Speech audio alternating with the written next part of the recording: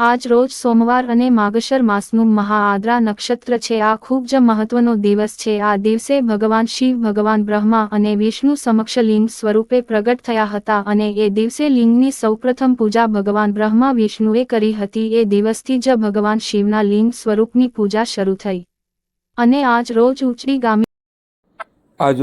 ગામે ઉચડિયા મહાદેવના મંદિરે દીપમાળા યોજાઈ।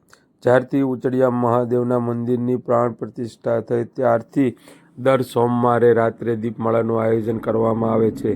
આ દીપમાળા ઉચડી ગામના બારપરા વિસ્તારની બહેનો દ્વારા મહાઆરતી ઉતારવામાં આવી અને શિવ ભક્તો ખૂબ મોટી સંખ્યામાં મહાદેવના મંદિરે પધાર્યા। હર હર મહાદેવ।